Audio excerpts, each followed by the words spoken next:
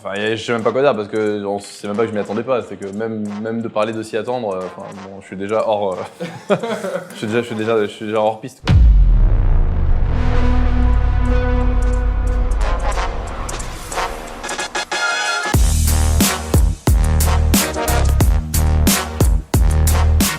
En fait, ce que je considère pro, c'est le moment où je suis passé dans une équipe qui faisait des résultats qu'on peut considérer comme des résultats quand même assez conséquents. Et voilà, c'était la meilleure équipe française à l'époque. On jouait des parties à l'international, on a joué le SWC la même année. Voilà, ce genre. Donc là, ça, c'est 2011. Oui, MTW, on se qualifie même au TI, on gagne les qualifs du TI, on se qualifie au TI, on gagne une DreamHack, on fait des bons placements dans pas mal de gros tournois internationaux. Non, MTW, clairement, on est une équipe, on fait partie de l'écosystème de la scène pro Dota, quoi. On fait une phase de groupe assez médiocre, du coup on commence en lower bracket. C'est pas non plus la phase de groupe, c'est pas le 0 victoire, quoi. On accroche des matchs par-ci par-là, mais clairement on fait partie des équipes de bas de classement. Et on perd notre premier match de playoffs en loser bracket, donc évidemment, élimination simple. Enfin, je veux dire, en tout cas, on est éliminé directement, quoi. On avait des raisons de s'attendre à mieux, quoi, parce que clairement, pendant toute l'année, il y a eu même 3-4 mois où on était la meilleure équipe européenne, mais de très loin. C'est-à-dire qu'on dominait absolument tout le monde, même Navi qui était la grande équipe. Puisque là, c'était le TI 3, Navi avait gagné le TI 1, ils étaient en finale du TI 2, donc Navi, c'était vraiment, et puis ils étaient sur une série de, je sais pas, 20 victoires consécutives. C'est nous qui les battons en finale, on les bat sur un BO3, on leur met 2-1 sur un BO3 en finale de LAN, ce qui n'était pas arrivé depuis un an. Donc Navi, c'était vraiment l'équipe à abattre, on l'a fait. Les autres équipes, on les dominait assez tranquillement. Et en fait, c'est vraiment un mois, enfin, on a eu une espèce de descente aux enfers avant l'international. Pour des raisons X, Y, de mauvaise gestion du stress, de mauvaise gestion de l'entraînement, on s'est trop entraîné, enfin voilà, des erreurs de jeunesse, entre guillemets, je dirais. Malheureusement, dans l'e-sport, on n'a pas d'encadrement. À l'époque, on n'en avait pas, c'est sûr, psychologique, tout ça, donc tout ça, on a dû l'apprendre nous-mêmes. Et là, ça fait partie des premières grosses erreurs de jugement qu'on fait, qui sacrifient nos chances sur un tournoi. Donc non, c'est dur, parce qu'on s'attend à beaucoup mieux, et en fait, on a l'impression d'être complètement passé à côté de notre tournoi, quoi. On n'a pas pu jouer à notre niveau, même loin de là en fait. MTW ne s'est pas montré à ce TI là du tout. Et la fois d'après, c'est le TI 3. Donc là, on est avec Quantic Gaming. Et là, pareil, même type de saison. On est une équipe, on a eu des résultats moins convaincants peut-être qu'avec MTW. On n'a pas gagné des tournois. Mais on est tout le temps dans les top 5, top 4. Il y a des tournois en ligne qu'on gagne. Mais enfin, nous, on regarde surtout ce qui se passe en LAN. On fait clairement partie on est une des grosses équipes Dota de la saison. Et alors là, on se dit, bon, on ne peut pas faire pire que l'année d'avant, puisqu'on fait bas de groupe, lower bracket, éliminé au premier rang du lower bracket. Ben là, en fait, il y avait un système de wildcard pour les équipes. En fait, on fait deuxième des qualifs. Et contrairement à l'année d'avant, les deuxièmes n'intègrent pas le tournoi directement. Ils ont fait un système de wildcard, de match de barrage. Et donc, il faut gagner le match de barrage contre les deuxièmes, en l'occurrence, c'est les deuxièmes du qualif chinois. Il fallait battre. Et s'il y avait une des deux équipes qui rentrait, donc soit l'équipe européenne, soit le runner-up Europe, soit le runner-up chinois. Et là, on perd le match de barrage, carrément. Donc, en fait, nous, on était tellement là en train de réfléchir à ce qui allait se passer sur le tournoi, étudier les équipes qui étaient dans le tournoi déjà et tout, qu'en fait, on s'est fait stopper sans même s'y attendre. On s'était dit que ça allait être une formalité. C'était pas du tout une formalité, puisqu'ils nous ont empêchés en fait, de rentrer dans le tournoi. Donc, c'était encore pire que l'année d'avant. Alors qu'on avait quand même appris de nos erreurs de l'année d'avant, on s'était bien préparé. Mais là, j'allais dire un autre type d'erreur. Pour ce qui est du TI, j'y suis allé en tant qu'analyste et commentateur deux années de suite, donc TI 4 et TI 5. Parce que mes équipes ne me permettaient pas de me qualifier. Sigma, pourtant, pareil, hein, c'était une équipe on a fait une très très bonne saison, encore une fois. On faisait partie des grosses équipes, sauf que on a 2 joueurs qui sont partis de l'équipe à 2 mois du TI, quelque chose comme ça. Assez similaire à ce qui s'est passé là pour Roger. Je crois que c'est en mai, ils quittent l'équipe. Parce que on s'entraîne pas assez selon eux. Enfin, eux, ils voulaient vraiment des entraînements constants tous les jours. Nous, on était dans une autre dynamique à l'époque où on voulait vraiment s'entraîner, mettre des gros coups de collier pour les gros tournois et pour avoir plus de temps libre entre les gros tournois, etc. Bref, des désaccords d'équipe où finalement on dit bon nous, on n'y retrouve pas notre compte, donc on rentre pas. Ce qui fait qu'on se retrouve sans équipe pour jouer les qualifs et du coup évidemment on les joue pas. Toutes ces années-là, à chaque fois, on a toujours été une équipe. C'est pour ça qu'en fait on a toujours eu, quand je dis on, je dis tout le temps on parce que j'inclus Sox, Titon Merloz qui est le joueur français avec qui moi j'ai le plus joué en compétitif. Il y a eu Funzy pendant un long moment aussi, on était le trio français. Sigma, il n'y avait plus que Sox et moi, Funzy avait arrêté. Et en fait tous les autres, le reste de la scène pro, en fait, ce qui deviendra aussi les futurs Roger, etc., ont toujours eu, c'est plus que du respect. Ils nous ont toujours considérés comme faisant partie des joueurs très compétitifs de la scène Dota. Sauf que nous, les résultats n'ont jamais été là vraiment. Pour le coup, moins que les autres équipes. Je retente une expérience joueur après le TI5 ou avant le TI5 où je deviens capitaine d'Alliance. Ça se passe très bien pendant quelques mois. Et puis ensuite, il y a des problèmes d'équipe qui apparaissent. Et là, je commence vraiment à arriver au bout de ce que je peux donner en termes d'investissement individuel, de sacrifice. Enfin, ça fait trop d'années que je rame et que je sacrifie vraiment tout. Pas pour rien, mais enfin, c'est pas ce que j'espère. OG me contacte en me disant, voilà, nous, on cherche un coach.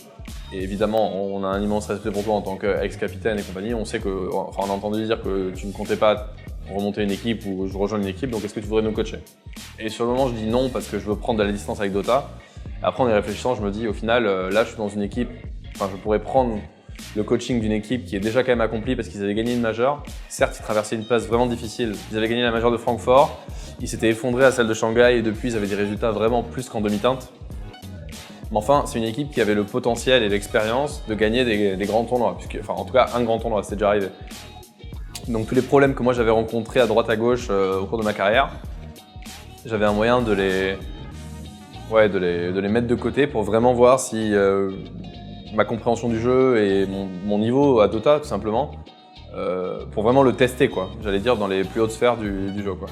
Et en fait en réfléchissant à ça, je me suis dit mais finalement c'est peut-être l'opportunité que j'attendais pour vraiment voir si en fait c'était de l'inexpérience, un mauvais concours de circonstances, enfin plein de choses. Ou alors c'est moi tout ce temps-là, c'était moi le problème. C'est juste que moi, mon niveau de Dota était insuffisant. Mais au moment de rejoindre Roger, j'avais pas du tout conscience de la valeur des expériences que j'avais accumulées. Effectivement, j'avais une confiance en moi, en ma capacité à expliquer ou à transmettre mes idées. Mais je regardais pas du tout cette expérience, en fait, ce parcours un peu cabossé, quoi. Et je me disais pas, ça c'est vraiment une expérience que je vais pouvoir faire fructifier, enfin que je vais pouvoir vraiment mettre à contribution. Je le voyais pas du tout comme ça.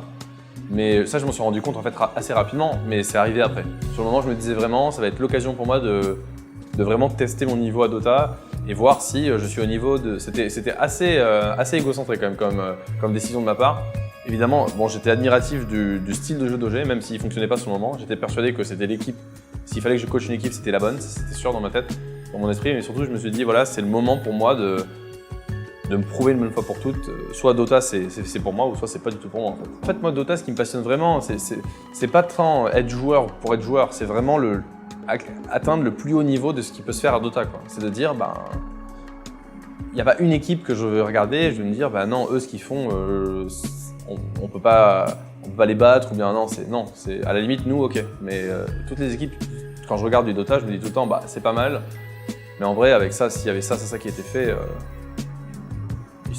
il se ferait écraser quoi. The pair will fall. The heroes next. OG are doing it. Liquid. They can't withstand the punishment.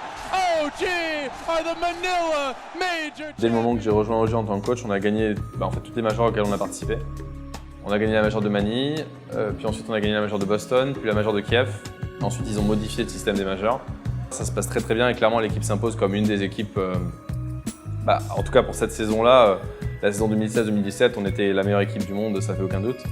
Par contre, au TI, systématiquement, on prenait un mur, avec OG aussi. Avec OG, TI6, alors qu'on vient de gagner la majeure de Manille et qu'on est clairement la meilleure équipe, en tout cas, on est ultra favoris pour la scène et puis pour toutes les équipes qui participent. Tout le monde est persuadé que si on ne le gagne pas, en tout cas, qu'on est dans le top 3, c'est sûr. Et on gagne la phase de groupe, mais bon, ça surprend personne parce que OG premier du groupe, c'est normal. Et ensuite, on perd en winner bracket, on perd en loser bracket, donc en fait, on sort, on gagne pas un seul BO sur le main stage, quoi. Donc, évidemment, c'est une énorme déroute pour OG.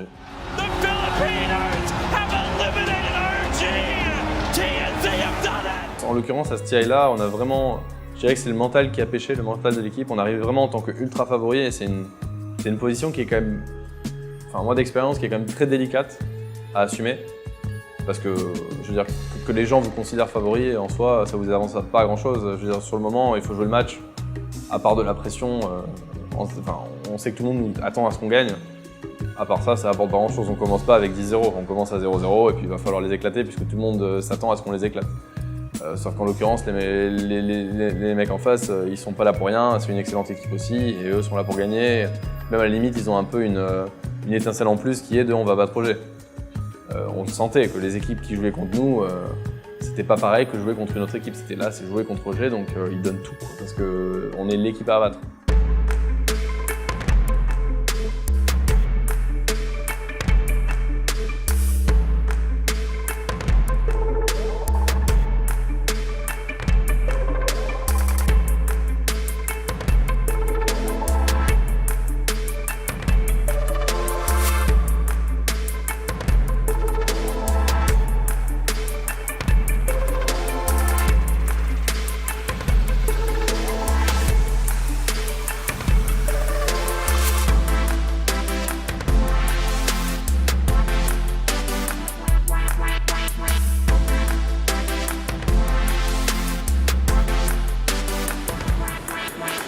Après le TI7, pour la première fois, ils changent le système des invitations et compagnie, ce qui fait que quasiment toutes les équipes doivent se qualifier. Systématiquement à quasiment tous les tournois. Et normalement, les grosses équipes sont invitées sur les tournois. Et puis les qualifications viennent après. Voilà. Et là, en fait, les qualifications ont démarré, je crois, 1 semaine et demie ou 2 semaines après la fin de l'international. Donc en fait, quasiment aucun break. Ou alors 5 jours. Ce qui fait que les joueurs ont pris leur semaine de break, malgré tout. Je crois que les joueurs ont pris en tout quasiment 2 semaines de break. C'est les seules 2 semaines qui sont dans l'année, quoi. Mais du coup, ils ont pris les 2 semaines off. Et on est revenus, ils sont revenus jouer les qualifs, en fait, en étant un peu rusty, quoi, comme on dit en anglais, quoi. Ils s'étaient pas entraînés depuis une semaine, etc. L'équipe n'avait pas joué ensemble, donc on y allait vraiment comme ça. Ce qui fait que les résultats ont été pas bons du tout au début. Il y avait plein d'ajustements à faire. Ça a créé des petits problèmes de confiance dans l'équipe, je dirais, puisque certains jouaient mieux que d'autres. Il y en a qui clairement ne faisaient pas le taf. Parce que voilà, ils revenaient de vacances, ils n'étaient pas prêts, etc. Bon, et ça a créé une espèce de mauvaise dynamique. On se retrouve à régler, au lieu de régler des problèmes de gameplay et d'attendre que tout le monde reprenne de son niveau et que tout le monde reprenne du poil de la bête, et on se retrouve à régler des problèmes de confiance, des problèmes d'équipe, enfin voilà, des choses qui peuvent arriver dans la vie d'une équipe. Ce qui fait que voilà, on se retrouve dans une mauvaise dynamique, dans un cercle vicieux dont on n'arrive pas à sortir, on a du mal à se qualifier sur les premiers tournois, enfin voilà, rien ne va plus. On fait 3-4 mois très difficiles.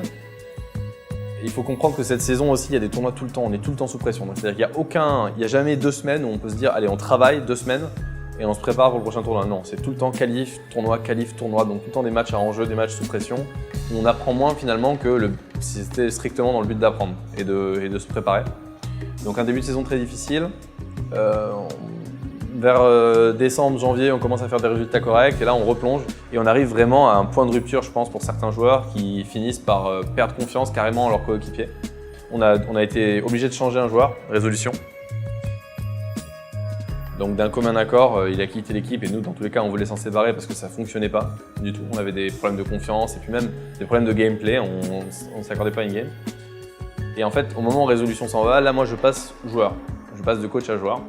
Notamment, c'est Notail surtout qui pousse pour que je passe joueur. Lui, bon, on se connaît depuis longtemps et lui est persuadé que en fait, la solution à tout ça, c'est que ce soit moi qui passe joueur. S'il faut que je coacherai. Parce que peut-être qu'on ne trouvera pas un coach qui pourra faire le même travail, on trouvera un joueur qui pourra faire le même travail, dans ces cas-là, je coach. Si par contre on me démontre ou je suis convaincu que non, il faut que je joue, je ferai plus de différence en jouant qu'en tant que coach, là je jouerai. Et en l'occurrence, là, c'est les discussions qu'on a eues et j'ai été convaincu que oui, c'était sûrement la bonne solution, que j'arrête de coacher et que je passe joueur, donc c'est ce qui s'est fait. Pour la petite histoire, j'ai toujours été le plus haut classé Enfin, si on me considérait, dans les classements ranked publics, j'ai toujours été le plus haut classé de mon équipe, quoi, comme les 5 joueurs. Après, j'attache pas non plus une importance énorme au classement, mais ça veut quand même dire qu'en termes techniques, on joue dans la même cour, quoi. Donc je pense que il me regardait jouer souvent. Quand on discutait, moi souvent c'était beaucoup de mes inputs aussi en tant que coach, ça venait aussi en fait en tant que joueur aussi. Enfin, il y avait un peu les deux, quoi. Et moi je considère que c'est important pour un coach de bien comprendre ses joueurs. Donc soit c'est sur son expérience. Moi j'avais la possibilité aussi de les comprendre en utilisant les mêmes outils qu'eux, quoi, en me mettant à leur place, dans leur peau. Donc c'est comme ça que moi je travaillais aussi. Ça me permettait de bien comprendre quels sont leurs problèmes, voilà. Et d'être crédible aussi face à eux. C'est-à-dire que quand on est capable d'expliquer à un joueur qu'il pourrait faire quelque chose mieux en lui montrant, en le faisant mieux, en lui montrant, là ça clôt le débat. Là les problèmes qu'on avait avec Résolution, c'était vraiment des problèmes d'entente. On n'avait pas la même vision du jeu, quoi. il est évident qu'avec moi, la question de la vision du jeu, c'est pas un sujet. C'est sûr qu'on était tous sur la même vision du jeu, puisque ça faisait quasiment 3 ans qu'on faisait des tournois ensemble, donc on se comprend parfaitement, quoi. Mais là, en fait, il y a tellement de changements, on n'a plus de coach, moi je passe joueur, donc il y a des changements de rôle dans la partie, les dynamiques changent. Donc il y a énormément de travail à fournir, les patchs changent, donc il y a tout ça. Enfin, il faut adapter tout ça, il faut reconstruire en fait, il faut prendre le temps de reconstruire. Et le problème, c'est qu'il y a les problèmes de confiance latents qui continuent, qui sont toujours là et qui s'aggravent presque. Je pense que par exemple le capitaine du coup Fly et S4 notamment, en fait les deux qui sont partis après, je pense pas que eux trouvaient que la solution c'était la meilleure solution. Je pense pas. Ils m'ont pas dit sur le moment. Moi je ne savais pas, je m'en suis rendu compte en fait une fois qu'ils sont partis. Je pense pas qu'ils soient partis pour ça. Même c'est sûr que je sais qu'ils sont pas partis pour ça. Mais je pense qu'ils devaient pas être parfaitement satisfaits parce que le comportement qu'ils avaient dans l'équipe, c'est pas le comportement de personnes qui sont investies à 150%, qui y croient dur comme fer. Alors voilà, ça a commencé longtemps avant, ça a commencé 8 mois avant, mais ça en tout cas n'a pas aidé. Ils se sont pas dit « Ah c'est la solution, c'est bon, c'est réglé maintenant ». Non, ils se sont dit « Bon bah, peut-être que ça changera quelque chose, mais on n'y croit pas trop ». Donc voilà, c'était plutôt ce tempérament-là. Donc c'est difficile dans ces conditions-là, on a tellement à reconstruire, si tout le monde ne met pas à 200%, si tout le monde n'y croit pas.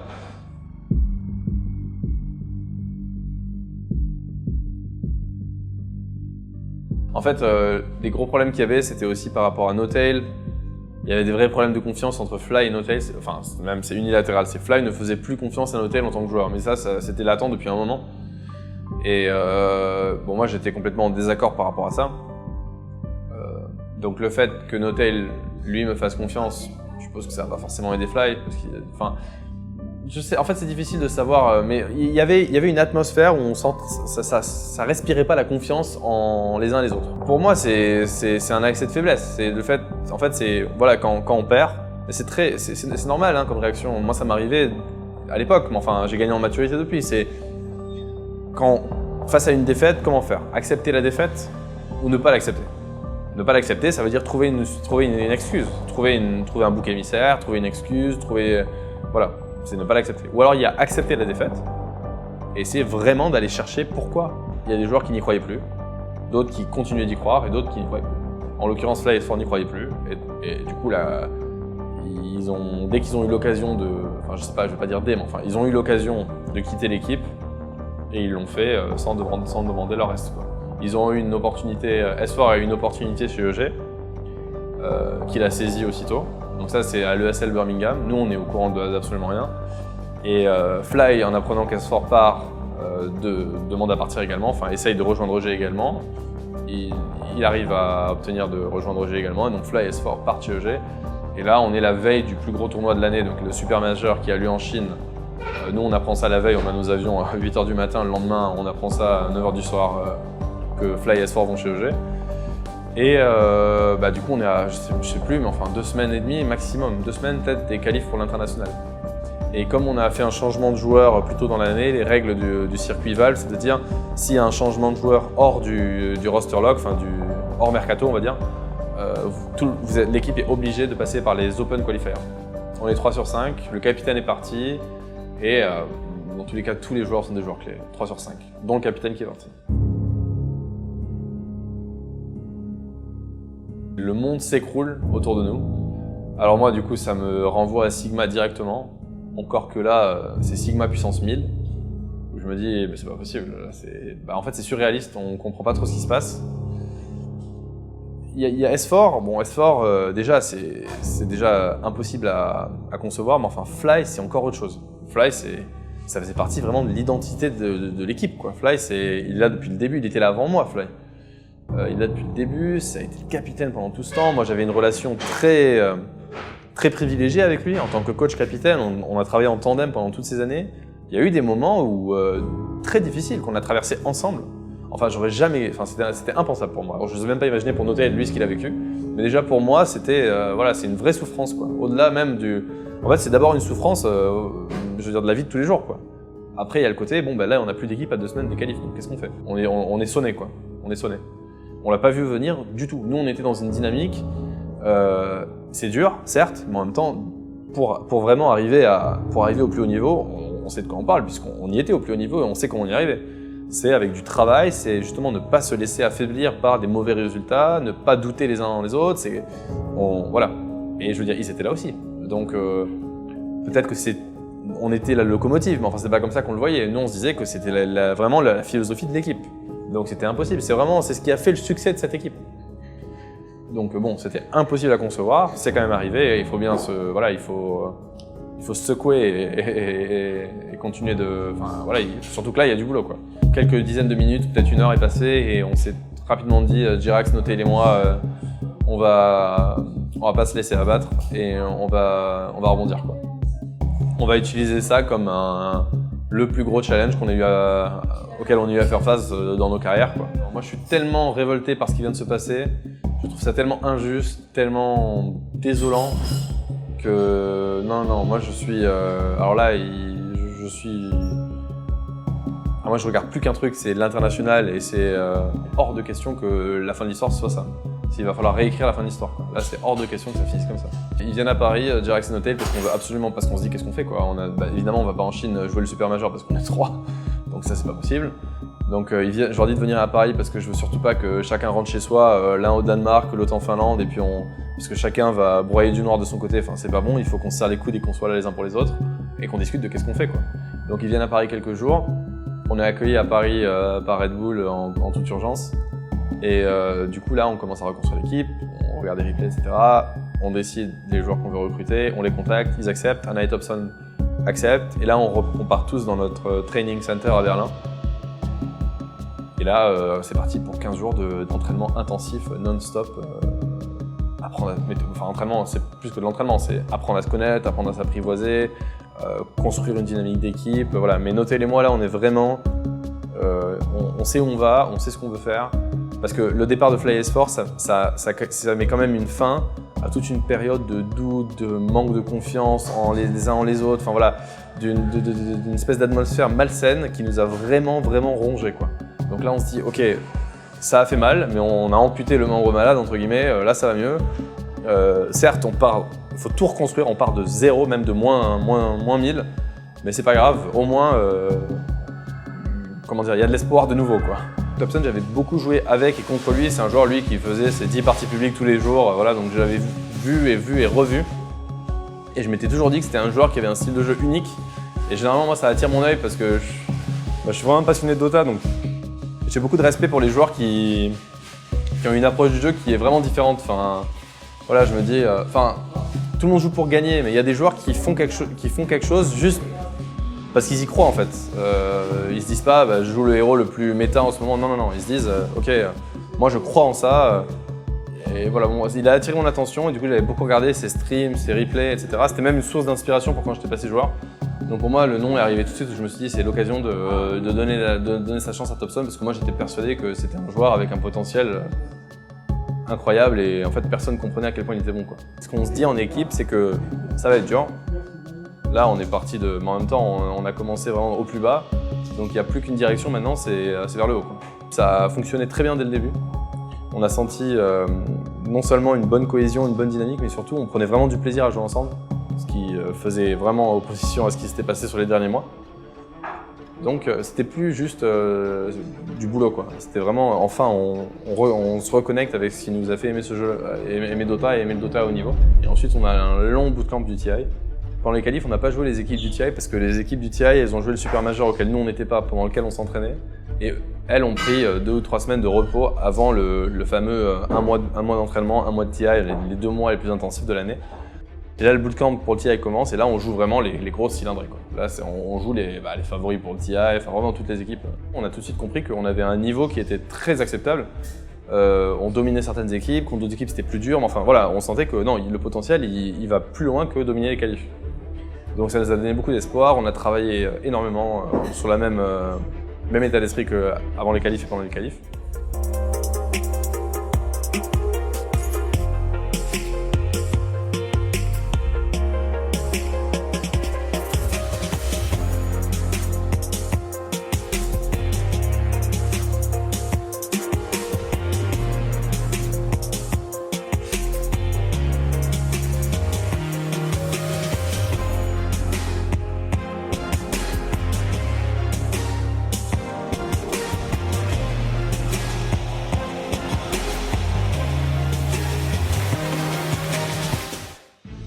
Et bien là, le TI commence. On est confiant. On n'est pas confiant pour le gagner, mais on est confiant, on veut le gagner, c'est le but, mais on se dit on est une bonne équipe. Les groupes stage démarrent et on joue les 4 plus grosses équipes de notre groupe sur les 4 premiers matchs, donc on savait que ça allait être très très difficile. On fait 1-5 sur les 3 premiers BO, c'est des BO2, donc bon évidemment ça commence mal, je crois qu'on est dernier du groupe sur 8, sur 9, peut-être 8e sur 9 ou quelque chose comme ça. Ça c'est les 2 premières journées je crois, ou la première journée et demie, je sais plus exactement comment c'était organisé. Donc oui, coup dur, difficile, donc la remise en question, mais ça ne nous a pas affecté, on s'est pas dit oh là là, catastrophe, non, on s'est dit bon, on s'attendait à ce que ce soit dur, donc on s'est dit bon ça y est, voilà, au boulot quoi, donc qu'est-ce qu'on n'a pas fait de bien, etc. Enfin vraiment on est resté concentré. Et on a redressé la barre pendant les group stage, du coup on passe de 1-5 à 9-7, donc pas mal. Donc on fait 8-2 sur les 2 dernières journées de group stage, donc là on monte vraiment la barre et on passe en winner bracket. Donc là, winner bracket, on est ultra content parce que c'est la première fois qu'on est en winner bracket. Et en plus, avec cette équipe-là, on s'y attendait pas du tout parce que, évidemment, comme on revient des enfers. Winner bracket, on joue du coup la première équipe, on est choisi par la première équipe de l'autre groupe, du groupe B, il y a 2 groupes. C'est une équipe contre laquelle on est quand même assez confiant parce qu'on les a beaucoup joués en entraînement et les entraînements se sont relativement bien passés contre eux. Pour pas dire très bien passés. Mais en même temps, c'est notre premier BO sur la scène de l'international, enfin, c'est un autre monde. Et pour Topson, par exemple, c'est sa première LAN, quoi. C'est peut-être pas sa première, si peut-être, hein. Il a peut-être fait des LAN en Finlande, mais enfin, c'est son premier vrai tournoi. Et c'est à l'international, donc on fait pas plus gros. Donc il y a quand même des questions, on se dit bon, voilà. Et en fait, on se rend compte que sur le premier match, on se rend rapidement compte que ce mental qu'on avait pendant les qualifs, pendant vraiment cette résilience, cette détermination, elle nous a pas abandonnés, elle est toujours là, et même elle est encore plus présente pendant les matchs en jeu. Sur le premier BO, du coup, on gagne 2-0 alors que c'est quand même un BO difficile. Mais il nous a vraiment donné énormément de confiance. Donc là, c'est OG, c'est le match que tout le monde attend. Pour nous, évidemment, c'est un match très particulier parce que du coup, c'est Fly S4. Il fait peur ce match. Tout le challenge, c'est justement d'oublier que c'est ce match. Tout le challenge, c'est de se dire non, bah, c'est un match. Et que c'est des joueurs exceptionnels, une équipe exceptionnelle, tout ce qu'on veut, pas de soucis. Ça va être un match difficile, on va tout donner, mais enfin. C'est pas Fly, c'est pas S4, c'est le capitaine de G, l'offlaner de G, voilà, c'est tout. Et puis les autres joueurs de G, voilà. Donc non, ce match il fait peur, mais on a vraiment pris le temps de se délester de toute cette pression de EG, voilà. Si EG gagne 2-0, bah EG gagne 2-0, c'est comme ça. C'est ce qui était prévu, on aura donné le meilleur de nous-mêmes, voilà, pas de regrets. Donc on a vraiment essayé d'aller, et je pense qu'on a réussi à aller sur ce match sans pression. Et du coup, bah, ça a été un BO quand même d'anthologie parce qu'il va en 3 parties et la 3e partie est très très difficile. On prend l'eau complètement, tout le monde pense que la partie est finie. Nous, on est serein, on est bien. C'est une partie difficile, mais on s'y attendait. Et on finit par remonter comme on l'espérait. On la gagne.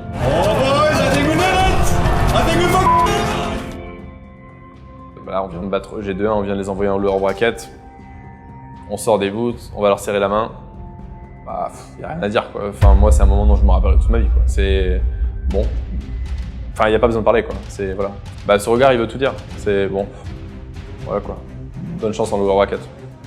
Donc non, on n'a pas. Non, il s'est passé ce qui devait se passer. Donc à nous, on était super heureux après, mais ça a été un soulagement aussi de se dire bon bah ça c'est fait quoi. Avec toutes ces bêtises, j'allais dire, on a battu EG, machin, c'est fait, mais on est quand même en finale du winner bracket du TI les gars. Donc bah là, on prend conscience qu'on est dans le top 3 du TI. Enfin, c'est complètement surréaliste.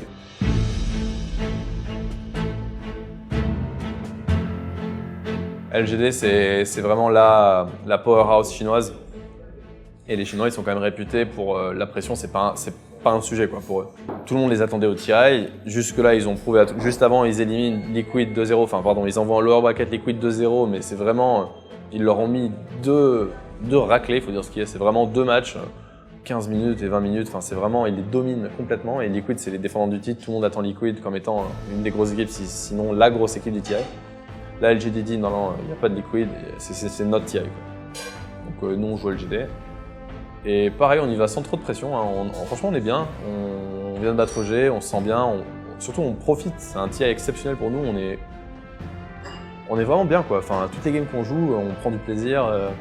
Mais c'est véridique quoi, parce que ça se dit beaucoup, oui on a profité. Non là c'est vraiment le cas, on passe un tournoi génial. Donc on est ultra content de pouvoir jouer à LGD.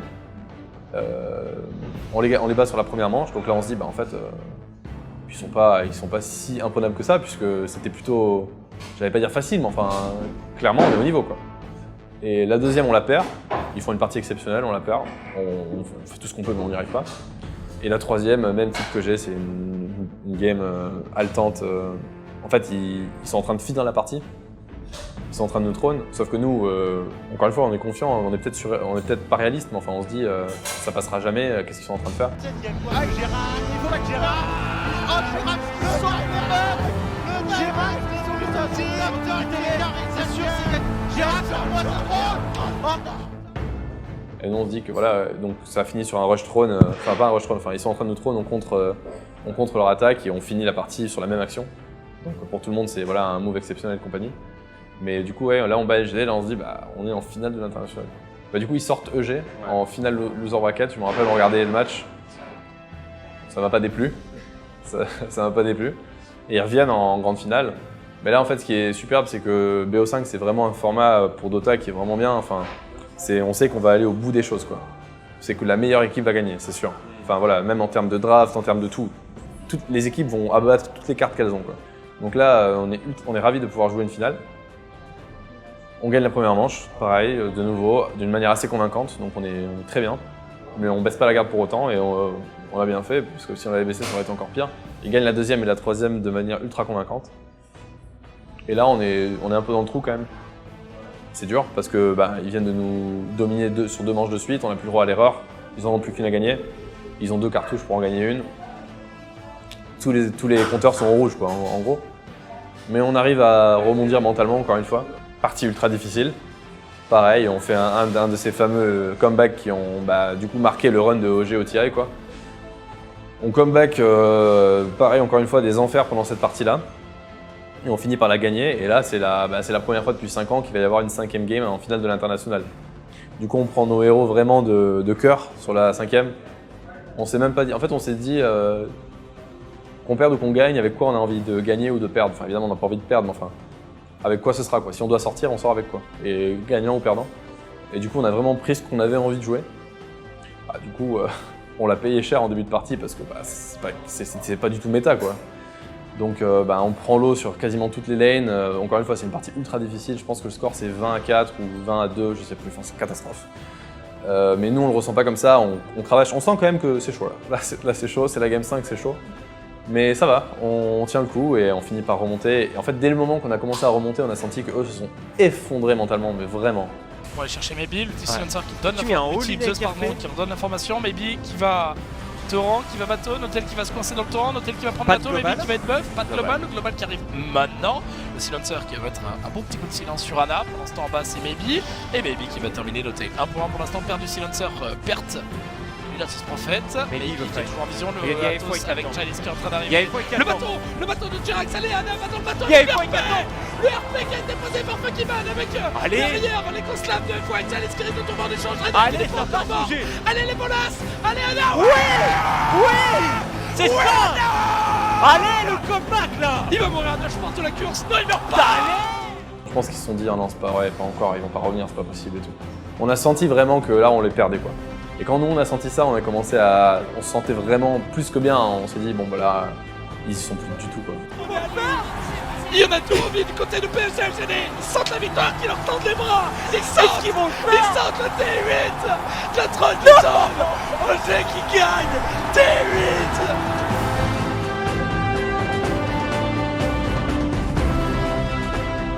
Ce qui se passe sur le moment, c'est que moi je réalise vraiment pas.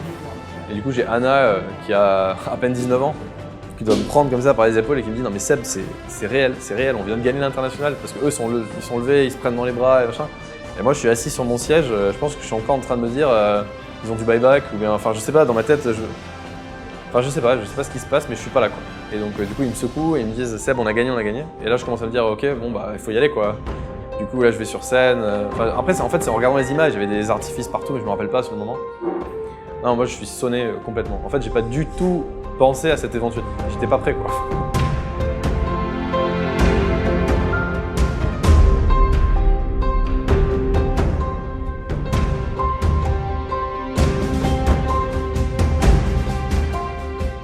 en fait, moi, ce qui m'a vraiment touché, c'est qu'on n'a pas reçu des félicitations, on recevait des merci.